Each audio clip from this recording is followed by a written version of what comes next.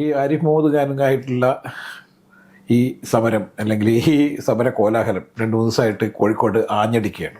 ഈ കേരളത്തിൽ C P എമ്മിനെതിരെ, പ്രത്യേകിച്ചും ഭരണത്തിലിരിക്കുന്ന സി പി എമ്മിനെതിരെയോ ഇനി ഭരണത്തിലിരിക്കാത്ത സി പി എമ്മിനെതിരെയോ ആര് നിന്നാലും അവരെ ഏതു വിധേനയും അപമാനിക്കുക, സമ്മർദ്ദത്തിലാക്കുക എന്ന് പറയുന്ന ഒരു തന്ത്രമുണ്ട്.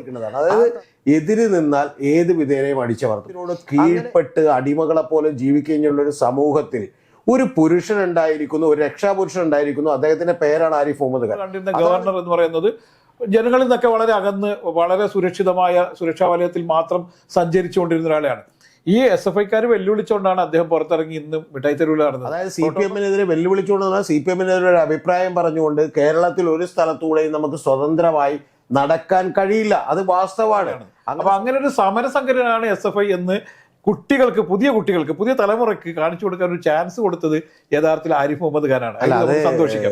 രാജേഷ്, ഇത് അപ്ഡേറ്റ് ചെയ്യാത്തതുകൊണ്ടാണ് ഞാൻ പറയും. കാരണം ഈ ഡിവൈഎഫ്ഐയും എസ് എഫ് ഐ ഒക്കെ ചാരിറ്റബിൾ ട്രസ്റ്റ് ആയിട്ട് കുറെ കാലം മുഖ്യമന്ത്രിക്കും മന്ത്രിമാർക്ക് വേറൊരു ന്യായം, ഗവർണർക്ക് വേറൊരു ന്യായം ഒരേ സമയത്താണ്. മുഖ്യമന്ത്രി അതിന് ഗൂഢാലോചന നടത്തിയിട്ടാണ് എസ് എഫ് ഐക്കാരെ എന്റെ കാർ തടയാൻ വേണ്ടി വിട്ടതെന്ന് പറഞ്ഞു. അത് ഗുരുതരമായ വലിയ ആക്ഷേപമാണ്. ഏറ്റവും വലിയ അടി എന്ന് പറഞ്ഞാൽ ഇതൊന്ന് എൽ ഡി എഫിനാണെങ്കിൽ, ഒന്ന് പിണറായി വിജയൻ ഗവൺമെന്റിനാണെങ്കിൽ, രണ്ടാമത്തെ അടി കോൺഗ്രസിനും ബി ജെ പിക്കും കൂടിയാണ്.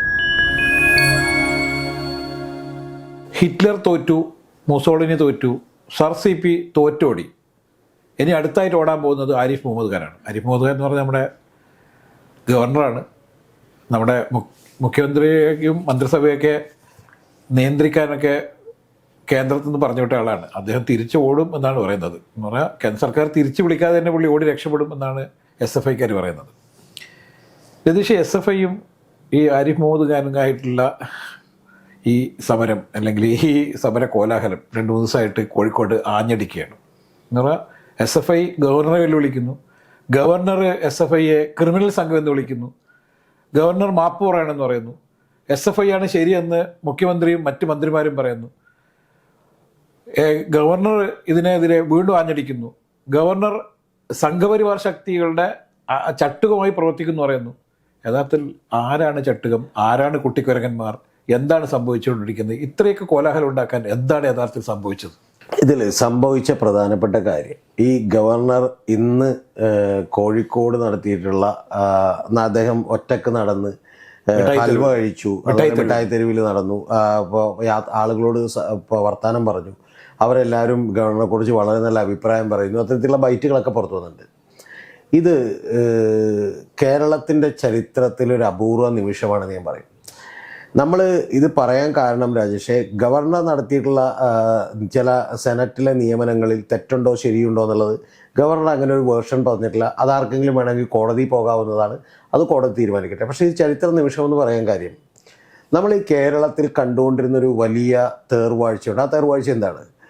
ഈ കേരളത്തിൽ സി പി എമ്മിനെതിരെ, പ്രത്യേകിച്ചും ഭരണത്തിലിരിക്കുന്ന സി പി എമ്മിനെതിരെയോ ഇനി ഭരണത്തിലിരിക്കാത്ത സി പി എമ്മിനെതിരെയോ ആര് നിന്നാലും അവരെ ഏതു വിധേനയും അപമാനിക്കുക, സമ്മർദ്ദത്തിലാക്കുക എന്ന് പറയുന്ന ഒരു തന്ത്രമുണ്ട്. ആ തന്ത്രം കഴിഞ്ഞ കുറേ വർഷങ്ങളായി ഇവിടെ വിജയിച്ചുകൊണ്ടിരിക്കുകയാണ്. അപ്പോൾ ഉദാഹരണത്തിന് നമുക്കറിയാം, മഹാരാജ് കോളേജിലെ പ്രിൻസിപ്പളോട് എങ്ങനെയാണ് പെരുമാറിയത്. മറ്റൊരു പ്രിൻസിപ്പളുടെ കസേര കത്തിക്കുന്നു, മറ്റൊരു കോളേജിലെ പ്രിൻസിപ്പൾ കാഞ്ഞങ്ങാട് പ്രിൻസിപ്പൽ കസേര കത്തിക്കുന്നു, ഇത് ഇൻസ്റ്റലേഷൻ ആർട്ടാണെന്ന് പറയുന്നു. മറ്റൊരു പോളിടെക്നിക്കിലെ പ്രിൻസിപ്പളുടെ മുട്ടുകാലി ഞാൻ തല്ലുപടി കൂടെ ഇറങ്ങിയാൽ നിന്ന് ഒരു എസ് എഫ് ഐയുടെ ജില്ലാ സെക്രട്ടേറിയറ്റ് അംഗം എന്ന് പറയുന്നു. അപ്പോൾ ഇത്തരത്തിൽ ഇവർക്ക് ഇത് എന്തുമാകാം എന്ന് പറയുന്ന ഒരു അവസ്ഥ കേരളത്തിലുണ്ട്. നമുക്ക് വളരെ കൃത്യമായി എടുത്തു നോക്കിയിട്ടുണ്ടെങ്കിൽ അറിയാം, കേരളത്തിലെ ഒരു നമ്മുടെ വ്യാപാര സ്ഥാപനങ്ങൾ നടത്തുന്നവരോ അല്ലെങ്കിൽ മറ്റുള്ള അതുപോലെ ബിസിനസ് നടത്തുന്നവരോ ഒന്നും അവർക്കൊക്കെ എങ്ങനെയാണ് അഭിപ്രായമില്ലാതായത് എന്ന് നമ്മൾ ആലോചിക്കേണ്ടതാണ്. അതായത് എതിര് നിന്നാൽ ഏത് വിധേനയും അടിച്ചമർത്തും. അങ്ങനെ ഏത് വിധേനയും സമ്മർദ്ദത്തിലാക്കുന്ന ഒരു കാര്യം ഇവർ പണ്ട് മുതൽ ചെയ്തിട്ടുണ്ട്. അത് പ്രിൻസിപ്പൽമാരോട് ചെയ്തിട്ടുണ്ട്, ചാൻസലറോട് ചെയ്തിട്ടുണ്ട്, KSRTC MDയോട് ചെയ്തിട്ടുണ്ട്, അല്ലെങ്കിൽ ജൈവവളത്തിന് നിലതൊക്കെ ഉള്ളപ്പോൾ ഞാൻ SFIയിലാണ്. അപ്പോൾ നമ്മൾ സമരം നടത്തിയിട്ടുണ്ട്. ഇത്തരത്തിൽ ആളുകളെ ഏത് വിധേനയും ഏത് മാർഗം ഉപയോഗിച്ച് സമ്മർദ്ദത്തിലാക്കാൻ ഒരു ഗുണ്ടാ സംഘം പോലെ പ്രവർത്തിക്കുന്ന സംഘങ്ങളാണ് SFIയും DYF ഒക്കെ. എൻ്റെ മുഖത്തൊക്കെ പോലും പറഞ്ഞത്, നിങ്ങൾ മര്യാദക്ക് അല്ലെങ്കിൽ എന്ത് ചെയ്യും, ഞങ്ങൾ DYFIക്കാരെ കൊണ്ട് വേണമെങ്കിൽ ഓഫീസിൻ്റെ ചുറ്റും എന്ത് ചെയ്യും, ഘരാവോ ചെയ്യും എന്ന് പറയുന്നുണ്ട്. അങ്ങനെ എന്ത് പോക്കൃത്തരവും എന്ത് തോന്നിവാസവും കാണിക്കാനുള്ള ഒരു സംഘത്തെ ഇവിടെ ഉണ്ടാക്കി വെക്കുകയും ആ സംഘത്തിനോട് കീഴ്പ്പെട്ട് അടിമകളെ പോലെ ജീവിക്കുകയുള്ള ഒരു സമൂഹത്തിൽ ഒരു പുരുഷൻ ഉണ്ടായിരിക്കുന്നു, ഒരു രക്ഷാപുരുഷൻ ഉണ്ടായിരിക്കുന്നു. അദ്ദേഹത്തിന്റെ പേരാണ് ആരിഫ് മുഹമ്മദ് ഖാൻ. അതാണ് ഇത് ചരിത്രത്തിൽ ഏറ്റവും പ്രധാനപ്പെട്ട കാര്യം. അദ്ദേഹത്തിന്റെ ചിലപ്പോൾ ചില ആളുകളൊക്കെ പറയുന്നുണ്ട് അദ്ദേഹം ഇത്രമാത്രം റിയാക്ട് ചെയ്യാമോ, ഗവർണർ സ്ഥാനത്ത് നിന്ന് താഴേക്ക് ഇറങ്ങാമോ. ശരിയാണെന്നേ. പക്ഷെ ഒരു കാര്യം, ഈ ഗവർണറോട് ഒരു ആയുർവേദ കോളേജിന്റെ അവിടെ ചെല്ലുമ്പോൾ ഈ കേരളം ഗവർണറുടെ തന്തയുടെ വകയല്ല എന്ന് എഴുതി വെച്ചവനോട് ഏത് അധികാര സ്ഥാനത്ത് ഞാനും രാജേഷും ഇരുന്നാലും ഇനി ഇന്ത്യ പ്രധാനമന്ത്രി ആയാലും അതിന് മറുപടി പറയാനുള്ള അവകാശം ഇന്ത്യൻ പൗരൻ എന്നുള്ളതൊക്കെ എല്ലാവർക്കും ഉണ്ടെന്നേ. അതുകൊണ്ട് ഗവർണർ ഇന്ന് നടത്തിയത് ചരിത്രത്തിന്റെ കേരളത്തിന്റെ ചരിത്രത്തിൽ ഏറ്റവും ആദ്യമായി CPM ഏറ്റിട്ടുള്ള ഒരടിയാണ്, തലക്കേറ്റ ഒരു അടിയാണെന്നുള്ള കാര്യത്തിൽ എനിക്കൊരു സംശയമില്ല. CPM ആരോപിക്കുന്ന ഒരു സംഭവം എന്ന് പറഞ്ഞാൽ മിഠായി തെരുവിൽ അദ്ദേഹം ഇന്ന് വന്ന് നടത്തിയത് കോപ്രമാണെന്നും നാടകമാണെന്നും അദ്ദേഹം വലിയ ജനപ്രീതി ഉണ്ടാക്കാൻ വേണ്ടി നടത്തുന്ന ഒരു വലിയ സംഭവമാണ്. ഇതിലൊരു വേറൊരു ചെറിയൊരു വിഷയം. ഇപ്പം മിഠായി തെരുവ് എന്ന് പറഞ്ഞാൽ ഈ രാജ്യത്ത് തന്നെ ഏറ്റവും പ്രധാനപ്പെട്ട ഒരു പൈതൃക നഗരമായി പ്രഖ്യാപിച്ചിട്ട് അധികാരമായിട്ടില്ല. അതുകൊണ്ട് തന്നെ അദ്ദേഹം മിഠായി തെരുവ് സന്ദർശിക്കുക എന്ന് പറയുന്നത് ഒരു ഗവർണറെ സംബന്ധിച്ചിടത്തോളം ഒരു സ്വാഭാവികമായ ഒരു സംഭവമാണ്. പിന്നെ മിഠായി തെരുവിൽ വരുന്ന ആളുകളുണ്ട്, ആ ആളുകളുമായിട്ട് ഇന്ററാക്ട് ചെയ്യുന്നതും ഗവർണർ എന്നുള്ള നിലയിൽ പണ്ട് കാലത്ത് നമ്മൾ കണ്ടിരുന്ന ഗവർണർ എന്ന് പറയുന്നത് ജനങ്ങളിൽ നിന്നൊക്കെ വളരെ അകന്ന് വളരെ സുരക്ഷിതമായ സുരക്ഷാ വലയത്തിൽ മാത്രം സഞ്ചരിച്ചുകൊണ്ടിരുന്ന ഒരാളെയാണ്. ഈ SFIക്കാർ വെല്ലുവിളിച്ചുകൊണ്ടാണ് അദ്ദേഹം പുറത്തിറങ്ങി ഇന്നും മിഠായി തെരുവിൽ നടന്നത്. പ്രോട്ടോകോൾ പ്രകാരം അദ്ദേഹം നടക്കാൻ പാടുണ്ടോ ഇല്ലയോ എന്നൊക്കെയാണ് ഇപ്പം ഇത് ചോദിക്കുന്നത്. പക്ഷെ ഒന്നും സംഭവിക്കാതെ പോയത് ഭയങ്കരമായ മര്യാദക്കാരാണ് കോഴിക്കോട്ടുകാർ എന്നും അല്ലായിരുന്നെങ്കിൽ കാണാമായിരുന്നു എന്നുള്ളൊരു വലിയൊരു പ്രസ്താവന കൂടി ഇന്ന് മോഹൻ മാഷ് നടത്തിയിരുന്നു. മോഹൻ മാഷ് ഇത്തരത്തിലുള്ള പലതരത്തിലുള്ള പ്രകോപനപരമായ പ്രസംഗം കാഴ്ചവെക്കുന്ന ആളാണ്, അല്ലെങ്കിൽ ഇത്തരത്തിലുള്ള പ്രസ്താവനകൾ നടത്തുന്ന ആളാണ്. അപ്പം മോഹൻ മാഷ് എന്താണ് ഉദ്ദേശിച്ചത്? ഗവർണർ അതിലെ കൂടെ നടന്നു പോയാലും കല്ലെറിയുന്നോ അല്ലെങ്കിൽ ആക്രമിക്കപ്പെടുന്നോ, അത് ഞങ്ങൾ ആക്രമിച്ചില്ല എന്ന് ഞങ്ങളുടെ മാന്യതയാണെന്നാണോ എന്നുള്ളതാണ്. അല്ല, മോഹനമാഷ് പറഞ്ഞാണ് സത്യം. കാരണം CPM വെല്ലുവിളിച്ചുകൊണ്ട് നമുക്ക് ഒരു ജീവിക്കാൻ പറ്റില്ല. അതായത് CPM വെല്ലുവിളിച്ചുകൊണ്ട് CPM ഒരു അഭിപ്രായം പറഞ്ഞുകൊണ്ട് കേരളത്തിൽ ഒരു സ്ഥലത്തൂടെയും നമുക്ക് സ്വതന്ത്രമായി നടക്കാൻ കഴിയില്ല. അത് വാസ്തവമാണ്. അങ്ങനെ സ്വതന്ത്രമായി നടക്കാൻ കഴിയാത്തത് കൊണ്ടോ ഒരു ബിസിനസ് നടത്താൻ കഴിയാത്തത് കൊണ്ടാണല്ലോ രാജേഷെ ആന്തൂർ സാജൻ എന്ത് ചെയ്തത്, ആത്മഹത്യ ചെയ്തത്. എന്തുകൊണ്ടാണ്? കോട്ടയത്തുള്ള, അതായത് ഹൈക്കോടതി പ്രൊട്ടക്ഷൻ കൊടുക്കണമെന്ന് പറഞ്ഞിട്ട് പോലും ഒരു ബസ്സുകാരനെ ഒരു CATU നേതാവ് വന്ന് CPM നേതാവ് വന്ന് ഇടിച്ചെന്തുകൊണ്ടാണ്? കാരണം ഇവിടെ CPM വിചാരിച്ചാൽ എന്ത് തോന്നിയാസം നടക്കും. പിന്നെ രാജേഷ്, ഈ പ്രോട്ടോകോള് ഗവർണർ പാലിക്കണം എന്ന് പറയുമ്പോൾ ഇവരെന്നാണ് ബാക്കിയുള്ള ഒരു സാധാരണക്കാരന്റെ മനുഷ്യാവകാശങ്ങളെ മാനിച്ചിട്ടുള്ളത്? രാജേഷ്, ഇവിടെ SFIക്കാരും DYFIക്കാരും ബാക്കിയുള്ളവരും എത്രയോ പേരെ അകാരണമായി തല്ലിയിട്ടുണ്ട്. ഇപ്പൊ പോലും ഈ പറയുന്ന കറുത്ത തുണി പ്രതിഷേധം അവകാശമാണെന്ന് പറയുമ്പോൾ നവകേരള സദസ്സിന് പ്രതിഷേധം നടത്തിയവന്റെ തലയടിച്ച് പൂച്ചട്ടി വെച്ച് പൊട്ടിക്കുകയും, പിന്നെ ഇന്നൊരു വികലാംഗനെ കുറിച്ച് എന്താണ് MV ജയരാജൻ പറഞ്ഞിട്ടുള്ളത്? അതായത് വികലാംഗന ആരാണത് കൊടുത്തു വിട്ടതെന്നാണ്. ഒരു വികലാംഗൻ എന്ന് വിളിക്കുമ്പോൾ, ഞാനിപ്പോ MV ജയരാജൻ പറഞ്ഞ വാചകം പറഞ്ഞതാണ്, നമ്മൾ സാധാരണ എന്താണ് ഒരു ഡിസേബിൾഡ് ആയ അല്ലെങ്കിൽ ഈ പറഞ്ഞ പോലെ ഡിഫറൻ്റ്ലി ഏബിൾഡ് ആയ എന്നൊക്കെ പറയേണ്ടതിന് പകരം എന്ത് ഉത്തരവാദിത്തമാണ് ഇവർ കാണിച്ചിട്ടുള്ളത്? ഇവരുടെ അതേ ഭാഷയിൽ നിന്ന് വളരെ കൃത്യമായി ഇവരോട് മറുപടി കൊടുക്കാനായിട്ട്, അതായത് തെറിക്കുത്തരം മുറിപ്പത്തൽ എന്ന് പറയുന്ന അതേ വാചകവും മറ്റേ വരമ്പത്ത് കൂലി എന്ന് പറയുന്ന പരിപാടിയുമായി ഗവർണർ ആരിഫ് മുഹമ്മദ് ഖാൻ ഇറങ്ങിയിരിക്കുന്നു. എനിക്കിതിലൊരു അതിശയമില്ലാത്ത എന്താണെന്ന് അറിയാം, ഒരു സന്തോഷം കൂടി എനിക്കുണ്ട്. ഞാൻ നേരത്തെ ഒരു വീഡിയോ ഒറ്റയ്ക്ക് ചെയ്ത ശേഷം ആ വീഡിയോയിൽ ഞാൻ കൃത്യമായിട്ട് പറഞ്ഞിരുന്നു, ആരിഫ് മുഹമ്മദ് ഖാനെ ഈ പിപ്പിടി കാണിച്ച് പേടിപ്പിക്കാൻ നോക്കരുത്. കാരണം അലിഗർ മുസ്ലിം യൂണിവേഴ്സിറ്റിയിൽ ആദ്യം ജനറൽ സെക്രട്ടറിയായും പിന്നീട് ചെയർമാനായൊക്കെ മത്സരിച്ച് ജയിച്ചിട്ടുള്ള ഒരാൾ. അതായത് അന്ന് മറ്റേ പിണറായി വിജയൻ പഠിക്കാൻ സമയത്തല്ല, അപ്പൊ അതിനു മുന്നേ ഇത് ജയിച്ചിട്ടുള്ള ഒരാൾ. തീർച്ചയായിട്ടും അയാളെ ഇതൊന്നും കാട്ടി പേടിപ്പിക്കാന്ന് വിചാരിക്കരുത്. ഒന്ന്. രണ്ടാമത്തെ രാഷ്ട്രീയ ഒരു കാര്യം കൂടെ ഉണ്ട്. ഒരു പ്രായം കഴിയുമ്പോൾ പിന്നെ എന്ത്, ശരിക്കും ഇന്ന് ഗവർണർ പറഞ്ഞേക്കുന്ന ഒരു വാചകമുണ്ട്, നിങ്ങളുടെ ഒരു സെക്യൂരിറ്റിയും ഒരു കാര്യവും എനിക്ക് ആവശ്യമില്ല, വേണ്ടെന്നാണ് പറഞ്ഞേക്കണം. പിന്നെ ഞാൻ ചോദിക്കുന്ന ഒരു ചോദ്യം ഇതാണ്, ഈ സാധാരണക്കാർക്കോ അല്ലെങ്കിൽ ബാക്കിയുള്ളവരോ പ്രതികരിക്കുന്ന പോലെ ഗവർണർ പ്രതികരിക്കുന്നതുകൊണ്ട് ഗവർണർ ഹീറോ ആയി കഴിഞ്ഞു. പിന്നെ സംഘപരിവാറിന്റെ അജണ്ടയാണ് നടപ്പിലാക്കുന്നതെന്നൊക്കെ പറഞ്ഞാൽ ഗവർണർ ഇന്ന് നടത്തിയത് ഏറ്റവും പ്രതീകാത്മകമായ ഒരു നടപടിയാണെന്ന് വിചാരിക്കുന്നത്. എന്താ കാര്യം? ഒന്ന്, അദ്ദേഹത്തിന്റെ പേര് ആരിഫ് മുഹമ്മദ് ഖാൻ എന്നാണ്. ആ പേരിന് ഒരുപാട് പ്രത്യേകതകളുണ്ട്. ഒന്ന്. രണ്ടാമത്തത്, അദ്ദേഹം ഇത് നടത്തിയത് എവിടെയാണെന്നുള്ളത് പ്രത്യേകതയുള്ള കാര്യമാണ്. കാരണം കോഴിക്കോട് തേഞ്ഞിപ്പാലത്തിന്റെ അവിടെ നിന്ന് എത്ര ദൂരം പോകണമെന്ന് രാജേഷ് അറിയാം, എല്ലാവർക്കും അറിയില്ലെങ്കിലും ദൂരം യാത്ര ചെയ്ത് മാത്രമേ മിഠായി തെരുവിലേക്ക് എത്താൻ കഴിയൂ. ആ മിഠായി തെരുവിൽ ഏത് സമൂഹമാണുള്ളതെന്ന് അറിയാം. അവരെ BJP വോട്ട് ചെയ്യുന്ന ആളുകളല്ല. അപ്പൊ ആ സമൂഹത്തിന്റെ ഇടയിലൂടെ വളരെ കൂളായി നടക്കുകയും എല്ലാ സെക്യൂരിറ്റികൾ മാറ്റി വെച്ചുകൊണ്ട് നടക്കുകയും ചെയ്തു എന്നുള്ളതാണ്.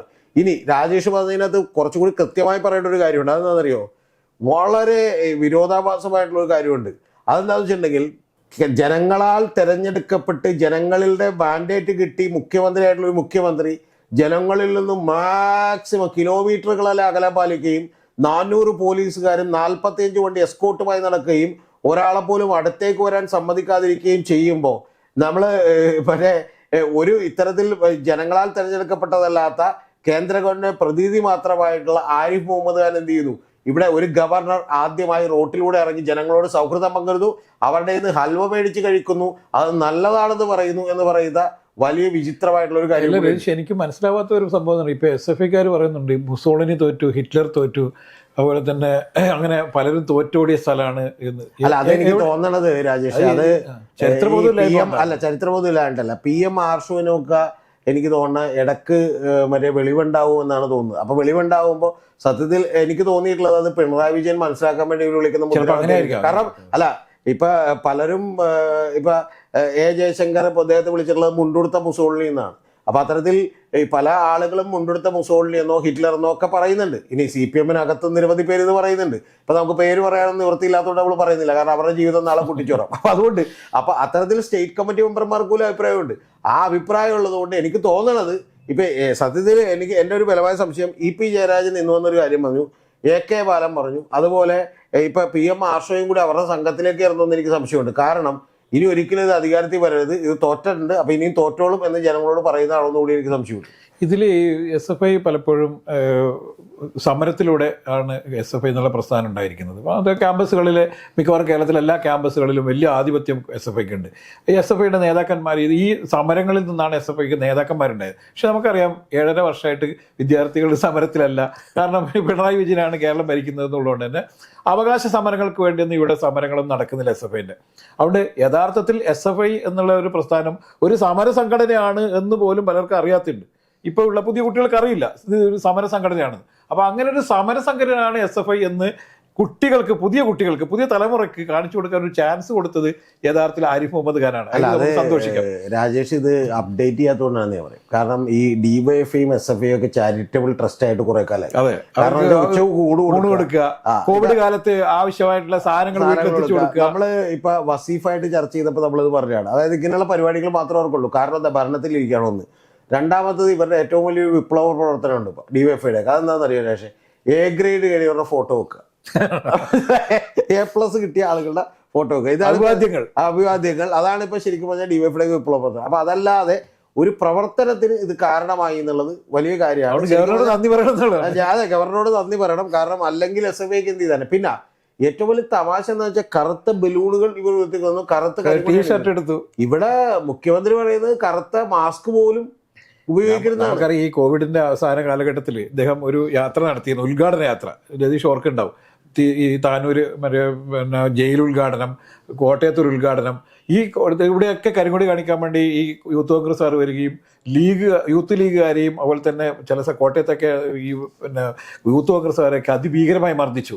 പിന്നെ മാത്രമല്ല ഈ പ്രോഗ്രാം നടക്കുന്ന സ്ഥലങ്ങളിലേക്ക് കറുത്ത മാസ്ക് ധരിച്ച് ആരും കയറ്റില്ല, കറുത്ത ഡ്രസ്സ് ഇട്ട് ആരും കയറ്റില്ല. ഇത് നമ്മളിവിടെ കണ്ടിട്ടുണ്ട്. അപ്പം മുഖ്യമന്ത്രിക്കും മന്ത്രിമാർക്കും വേറൊരു ന്യായം, ഗവർണർക്ക് വേറൊരു ന്യായം ഒരേ സമയത്താണ്. ഇതിൽ CPM വെറിഡായ വേറൊരു സംഭവം കൂടി എനിക്ക് അത് ശ്രദ്ധിച്ചെന്നില്ല. അതായത് ഗവർണർ മിഞ്ഞാന്ന് തൊട്ട് വലിയ ഹീറോ ആയി മാറുകയും ഗവർണർ യാത്രക്ക് വലിയ പ്രാധാന്യം കിട്ടുകയും വിഷ്വൽ മീഡിയയിലൊക്കെ വലിയ പ്രാധാന്യം കിട്ടുകയും കോഴിക്കോട് അദ്ദേഹം തമ്പടിക്കുന്നു, SFIയെ വെല്ലുവിളിച്ചുകൊണ്ട് അദ്ദേഹം തേഞ്ഞിപ്പലം ക്യാമ്പസിൽ തമ്പടിക്കുകയും ഗസ്റ്റ് ഹൗസിൽ തമ്പടിക്കുകയും ചെയ്തതോടുകൂടി മീഡിയ അറ്റൻഷൻ ജനയാത്ര നടന്നു പോവാ.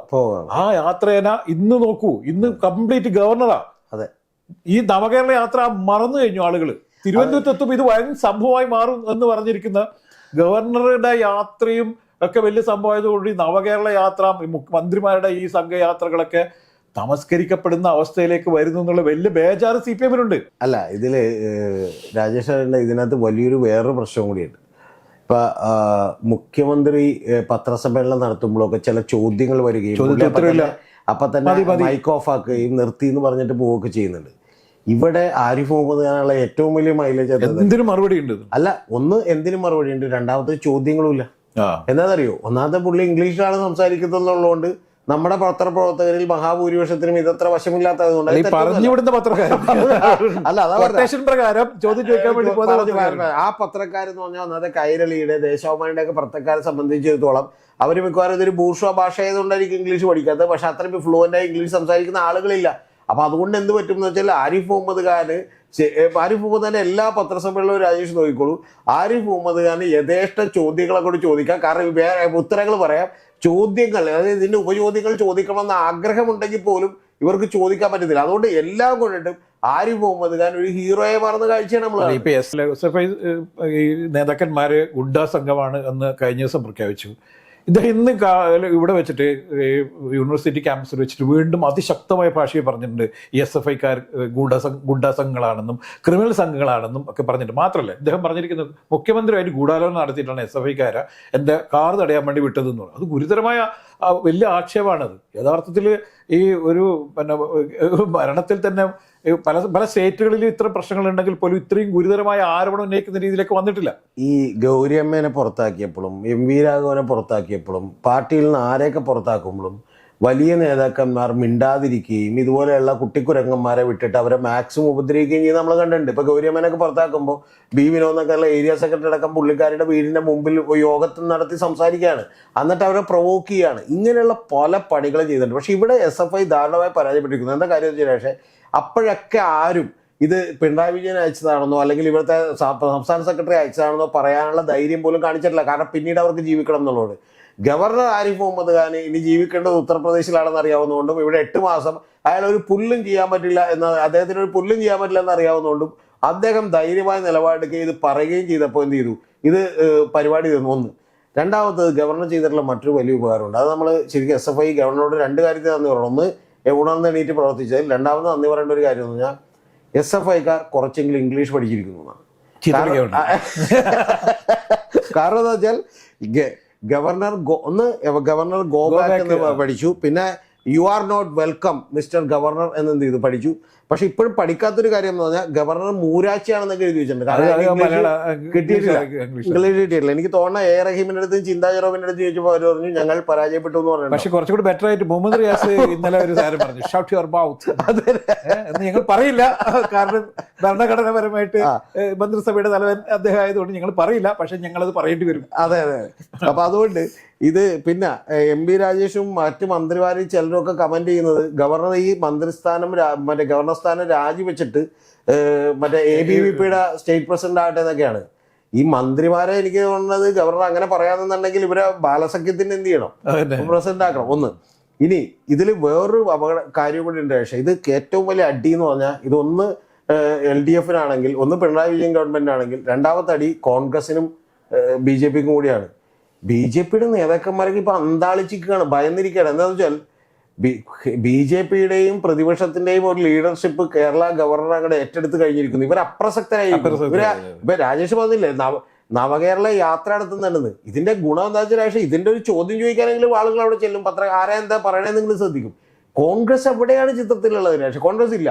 ഇനി BJPയുടെ ഏറ്റവും വലിയ ഭയം എന്താണെന്ന് വെച്ചാൽ ഞാൻ വിചാരിക്കുന്നത് ആരിഫ് മുഹമ്മദ് ഖാനെങ്ങാനും ഇനി ഗവർണർ സ്ഥാനം വാങ്ങിച്ചു അല്ല ലോക്സഭയിലേക്കാരും മത്സരിച്ചാൽ ശരിക്കും പറഞ്ഞാൽ K സുരേന്ദ്രനേക്ക് എന്ത് ചെയ്താൽ മതി, പോയാൽ മതി. അതുകൊണ്ട് ഈ K സുരേന്ദ്രൻ അടക്കമുള്ള ബാക്കിയുള്ള ആളുകളെല്ലാം ഇതിൽ വളരെ ഭയചകിതരായിട്ടിരിക്കുകയാണ്. അതെന്നറിയാം രതീഷ്, ഇവിടെ ഒരു അഡ്ജസ്റ്റ്മെന്റിൽ കാര്യങ്ങൾ കൊണ്ടുപോയിക്കൊണ്ടിരിക്കാം. BJP ആയാലും ശരി, K സുരേന്ദ്രൻ ആയാലും ശരി, ഈ പറയുന്ന പിണറായി വിജയൻ ആയാലും ഒക്കെ തമ്മിൽ ഒരു കൂട്ടുകച്ച മുന്നണി ഇങ്ങനെ പോവാണ്. VD സതീശൻ അടക്കം ഇത് അത് വീതിച്ചെടുക്കുന്ന ഒരു അവസ്ഥയാണ്. അപ്പൊ അതിൽ നിന്നൊക്കെ മാറിയിട്ട് ഈ ഗവർണർ കൃത്യമായി രാഷ്ട്രീയം പറയുകയും കൃത്യമായി കാര്യങ്ങൾ പറയുകയും വെല്ലുവിളികളെ ഏറ്റെടുക്കുകയും തിരിച്ചു വെല്ലുവിളിക്കുകയും ചെയ്യുന്ന പ്രായമുള്ള ആളാണ്. പക്ഷെ അദ്ദേഹത്തിന്റെ പ്രായത്തെക്കാൾ ഏറെ പുള്ളി ഈ പോരാട്ട വീര്യമുള്ള ആൾ കൂടിയാണ്. അപ്പൊ അത് നടക്കുമ്പോൾ ഇവിടെയുള്ള ആളുകൾക്ക് യഥാർത്ഥത്തിൽ ഇങ്ങനെയൊക്കെ വേണ്ടിയോ, ഇങ്ങനെയൊക്കെ ആവശ്യമുണ്ടോ? രാജ്യത്ത് ഒരുപാട് ലിമിറ്റേഷൻസ് ഉണ്ട്. ഒന്ന്, പ്രായമുള്ള ഒരാൾ. രണ്ടാമത്തത് പുള്ളിനെ തല്ലിത്തോപ്പിക്കാൻ പറ്റില്ല. മൂന്നാമത്തത് പുള്ളിയുടെ വണ്ടി കള്ള് വെക്കാൻ പറ്റില്ല. അങ്ങനെ കള്ള് വെച്ചാൽ വേറെ വണ്ടി കൊടുക്കേണ്ടി വരും. പിന്നെ ശരിക്കും പുള്ളിയുടെ ഇപ്പൊ വിനു വിജോന്റെ ഒക്കെ മറ്റേ മതലിനകത്ത് കയറി പോസ്റ്റർ ഒട്ടിച്ചോലെ രാജ്ഭവന്റെ അകത്ത് കയറി പോസ്റ്റർ ഒട്ടിക്കാൻ പോലെ ഇപ്പൊ തന്നെ മറ്റേ രാജേഷ് അറിയേണ്ടത് മറ്റേ വ്യക്തിപരമായ ചടങ്ങുകൾക്ക് ഞങ്ങൾ കരിങ്കുടി കാണിക്കില്ലെന്നോ. വ്യക്തിപരമായ ചടങ്ങാർക്കാണ് പാണക്കാട് കുടുംബത്തിൽ നടന്നുള്ള കല്യാണത്തിൽ പുള്ളി പങ്കെടുക്കാൻ പോകണം. ഇനി അവിടെ ചെന്ന് വല്ല അലമ്പം കാണിച്ചാൽ അവരുടെ നിന്നും കൂടി കിട്ടും. അപ്പൊ ഞാൻ പറഞ്ഞത് ഇതിങ്ങനെ ശരിക്കും വളരെ നിയന്ത്രിതമായിട്ടുള്ള ഒരു അവസ്ഥയിൽ എത്തിച്ചേരുകയാണ്. രണ്ട്. ഇനി മൂന്നാമത്തത് CPM-നുള്ള ഏറ്റവും വലിയ സൈബർ സേനയുടെ ഏറ്റവും വലിയ അടവെന്താ? ആ സൈബർ സേനയുടെ അടവെന്ന് പറഞ്ഞാൽ പുള്ളിയുടെ ഭാര്യയെക്കുറിച്ച് അല്ലെങ്കിൽ മകളെക്കുറിച്ച് മക്കളെക്കുറിച്ച് അല്ലെങ്കിൽ ഇനി കുഞ്ഞമ്മയുടെ മകനെ കുറിച്ചൊക്കെ എന്ത് ചെയ്യുക, അപവാദ പ്രചരണം നടത്തുക എന്നുള്ളതാണ്. രാജേഷ് ഒന്ന് മനസ്സിലാക്കണം, എന്ത് ചെയ്യും ഇതിനകത്ത്. ഗവർണർ ആരിഫ് മുഹമ്മദ് ഖാനെതിരെ ഹിന്ദിയിൽ എഴുതിയിട്ട് ഇനി ഉത്തർപ്രദേശിലുള്ള ഒരു സംഘം ഉണ്ടാക്കിയിട്ട് അയാളുടെ വീടിന്റെ ചുറ്റും നിന്ന് പോസ്റ്റ് ഒട്ടിക്കാന്നൊക്കെ പറഞ്ഞാൽ ഇവിടെ രതീഷ്, അതാണ് ഇവരുടെ മുദ്രാവാക്യം. ഹിറ്റ്ലർ തോറ്റിട്ടുണ്ട്, മുസോളിനി തോറ്റോടിയിട്ടുണ്ട്, അതുപോലെ തന്നെ ഈ നേരത്തെ അവിടെ പലരും ഇങ്ങനെ തോറ്റോടിയിട്ടുണ്ടെന്നും. അതുകൊണ്ട് അവസാനമായിട്ട് അല്ല, ഈ ഓട്ടം കണ്ടത് എപ്പോഴാണെന്നറിയാം? ഓട്ടം കണ്ടത് ഗവർണറുടെ മറ്റേ ഗ്ലാസ്മേറ്റ് ഇടിച്ചിട്ട് governor you bloody full cowards rascal എന്നൊക്കെ വിളിച്ചപ്പോഴാണ് നമ്മൾ ഈ ഓട്ടം കണ്ടത്. അവിടെ സർസിപിയെ വെട്ടിയ ആളുകൾ, ആ പാരമ്പര്യമുള്ള ആളുകളാണ് ഞങ്ങൾ. മുസോളിനിയും ഹിറ്റ്ലറും നമ്മളെ രാജ്യത്തല്ലാത്തതുകൊണ്ട് നമുക്ക് അവരെ വിടാം, അവർ പാവം രക്ഷപ്പെട്ട് പോയിക്കോട്ടെ. പക്ഷെ സർസിപിയെ വെട്ടിയ ആൾക്കാരാണ്, ആ പാരമ്പര്യമുള്ളവരാണെന്നും വെട്ടാൻ പോലും ഞങ്ങൾ മടിക്കില്ല എന്നുള്ള കൃത്യമായ സന്ദേശം കൊടുത്തത്. അത് യഥാർത്ഥത്തിൽ വലിയ കലാപാഹ്വാനാണ്. ആ ചെവി മുറിക്കും എന്ന് പറഞ്ഞാൽ അത് ശരിക്കും കലാപാഹ്വാനാണ്. ഇത്തരത്തിലേക്ക് ഈ ഇവരെ ഇങ്ങനെ അത്തരത്തിലേക്കൊക്കെ തള്ളിവിടേണ്ട ഒരു ആവശ്യമുണ്ട്. ഇതിനെ അടുത്ത് സംഭവിക്കാൻ പോകുന്ന ഒരു കാര്യമുണ്ട്. അതെന്താണെന്നറിയാമോ? മിക്കവാറും ഈ ഗവർണർക്ക് ഹൽവ കൊടുത്തതിന്റെ വീട്ടുകാർക്കെതിരെ സൈബർ സെൽ മിക്കവാറും വലിയ ഇത് രാഹുൽ ഗാന്ധിക്ക് പണ്ട് ചായ കൊടുത്തതിന്റെ പേരിൽ ചായക്കട പൊട്ടിച്ചേക്കുണ്ട്. അതുകൊണ്ട് എന്താണ് സംഭവിക്കാറ്? പക്ഷെ ഗവർണർ ഇന്ന് വളരെ കൃത്യമായൊരു കാര്യം പറഞ്ഞു. ഞാൻ ചാൻസലറാണ്, യൂണിവേഴ്സിറ്റികളുടെ മൊത്തം തലവൻ ഞാനാണ്. അപ്പം ഇന്ന് കാലിക്കറ്റ് യൂണിവേഴ്സിറ്റിയിലെ ഗവർണർ എന്ന് പറഞ്ഞാൽ ചാൻസലർ പ്രസംഗിക്കാൻ വേണ്ടി വരുമ്പോൾ വൈസ് ചാൻസലർ സ്ഥലം വിട്ട് കളഞ്ഞു. എത്രത്തോളം ഭയന്നിട്ടായിരുന്നു അയാൾ. അപ്പോൾ അടുത്ത് പോലീസും അതുപോലെ ഭയന്നു.